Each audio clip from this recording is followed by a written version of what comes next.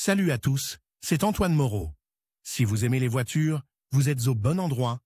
Continuez à regarder cette vidéo, on passe tout de suite au sujet du jour. Les automobilistes se retrouvent souvent dans une situation où le moteur cale soudainement, que la voiture roule ou qu'elle tourne au ralenti. Dans cet article, vous découvrirez les causes de l'arrêt du moteur, les méthodes de diagnostic et les méthodes de réparation. Cause du calage du moteur au ralenti. Les automobilistes et les employés des stations-service s'accordent à dire que les causes du calage du moteur peuvent être les suivantes. Un dysfonctionnement du capteur de ralenti, ou un dysfonctionnement partiel du capteur de ralenti.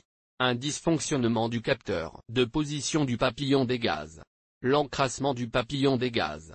L'encrassement du carburateur ou de l'injecteur, selon le type de voiture. Dans certains cas, le problème peut résulter de la mauvaise qualité du carburant ou de son absence dans le réservoir, ainsi que d'autres dysfonctionnements. Si la panne est plus grave qu'il n'y paraît, il est préférable de contacter une station-service. Moteur à carburateur. Le carburateur est un élément du système d'alimentation des moteurs à combustion interne conçu pour mélanger le liquide combustible à l'air et l'alimenter dans les cylindres du moteur. Le principe de fonctionnement d'un tel moteur est que le carburant comprimé dans la chambre de combustion est enflammé par une étincelle électrique. Selon le nombre de cycles, les carburateurs sont divisés en 4 temps, 2 temps et 4 temps avec un demi-tour de vilebrequin. Dans les moteurs à carburateur, les problèmes d'arrêt du ralenti sont principalement dus à un dysfonctionnement mécanique ou à une contamination banale des pièces du moteur. Cause des dysfonctionnements du moteur à carburateur à l'origine du calage du moteur.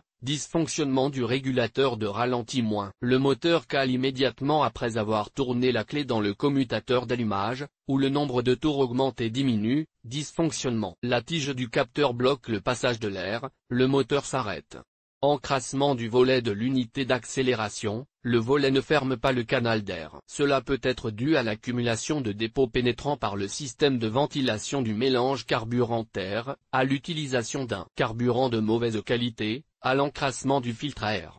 Panne de l'électrovanne de ralenti, interruption de l'alimentation électrique, elle ne tire pas dans l'injecteur, ce qui bloque le canal de ralenti. La même situation se répète au niveau de l'injecteur lui-même, si ses trous sont bouchés.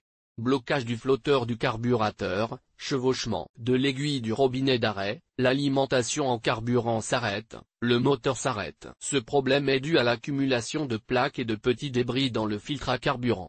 Le mauvais fonctionnement des injecteurs de carburant provoque des interruptions ou un manque de ralenti. La pompe à essence ne fournit pas la quantité nécessaire de carburant au carburateur, le moteur ne reçoit pas la quantité nécessaire d'essence. Des filtres encrassés, filtres à air et à carburant modifient la qualité de la composition du carburant, le moteur fonctionne mal et peut caler. L'encrassement des canaux du système de ventilation du carter augmente la pression du mélangeur carburant brûlé, ce qui affecte le moteur de manière agressive. Moteur à injecteur. L'injecteur est un système d'alimentation en carburant dont le principe de base est de forcer le carburant, liquide ou gazeux, dans le cylindre. Il existe 2 types d'injection, centrale, un seul injecteur, et distribué, plusieurs injecteurs alimentant chacun un cylindre. Pour comprendre la cause de l'arrêt du moteur à injecteur au ralenti, il est nécessaire de connaître les fonctions de ces éléments. L'unité de contrôle électronique, EQ, contrôle le fonctionnement de l'ensemble du système moteur, qui reçoit des données de l'environnement extérieur, ainsi que sur le fonctionnement du moteur. Les données reçues sont transmises au tableau de bord. Le régulateur de pression est responsable de la pression constante dans les injecteurs.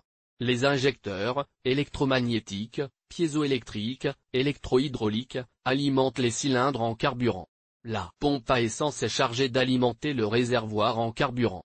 Plusieurs types de capteurs, détonation, position du papillon des gaz, phase de tension, débit d'air, position du vilebrequin, assurent le bon fonctionnement de l'ensemble du système. Les causes les plus fréquentes d'une baisse de régime et d'un calage du moteur sont les suivantes. Le régulateur de ralenti est défectueux. Le niveau de pression du mélange de carburant ou l'admission d'air sont insuffisants.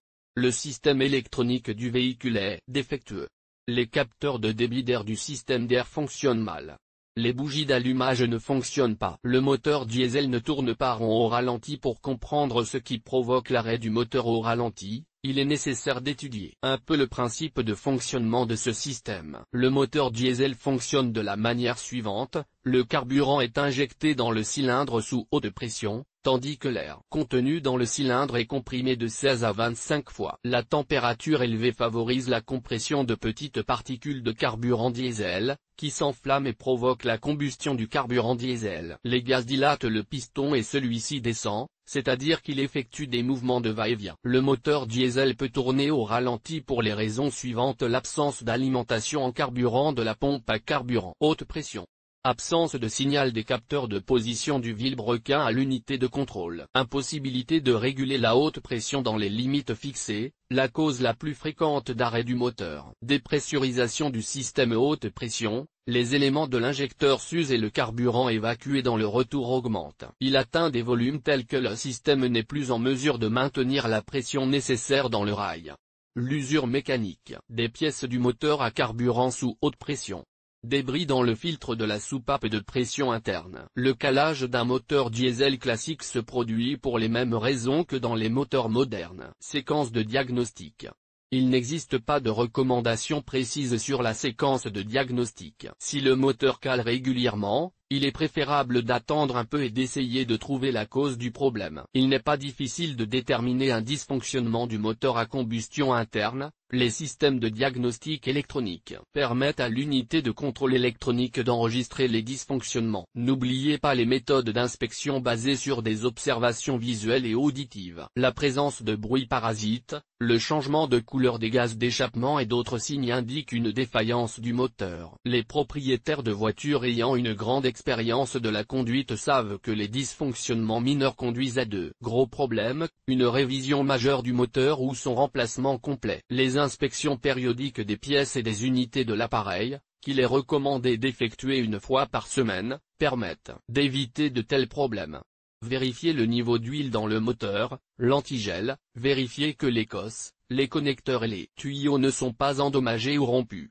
Contrôlez le fonctionnement des joints d'étanchéité et des joints d'huile. Pour déterminer la cause de l'arrêt du moteur au ralenti, vous devez, tout d'abord, examiner minutieusement le moteur et l'espace sous le capot, accorder une attention particulière à l'inspection des pièces de câblage. Ensuite, vérifiez l'état des filtres à air et à carburant, ainsi que le niveau des liquides dans les systèmes de refroidissement et de ventilation. Ensuite, faites chauffer le moteur à une température élevée, appuyez sur l'accélérateur, le changement de couleur des gaz d'échappement, qui deviennent blanc, gris, bleu ou bleu, indique la présence de problèmes dans le moteur à combustion interne. Il n'est pas inutile de vérifier si le moteur émet des bruits différents. Pour ce faire, il est préférable d'utiliser un stéthoscope ou un dispositif ordinaire composé d'une baguette de bois à l'extrémité, de laquelle est fixé un récipient en métal ou en plastique de petite taille. Cela permet d'entendre le fonctionnement du moteur. Au cours de l'examen du son, il n'est pas superflu de déterminer comment le moteur sonne, sonnerie ou bruit sourd. Si vous ne parvenez pas à résoudre le problème vous-même, il est préférable d'envoyer la voiture dans une station-service. Recherche de panne.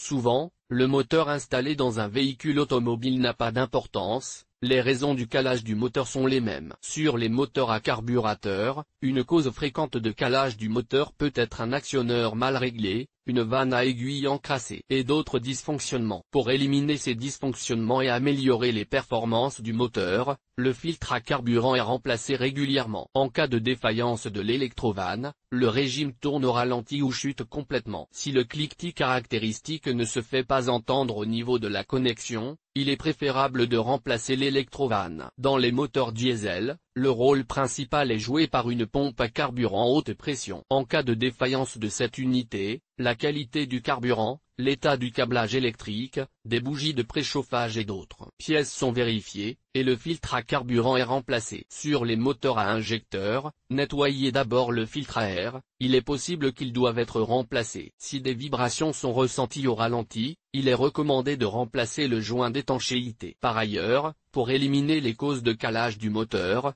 les injecteurs sont lavés sur le moteur ou sur un appareil spécial. Pour éviter que le moteur ne tourne au ralenti, il est donc nécessaire de surveiller attentivement la voiture. Un contrôle technique régulier et des diagnostics opportuns vous permettront de détecter les défauts à temps, de les éliminer et d'augmenter la durée de vie de la voiture.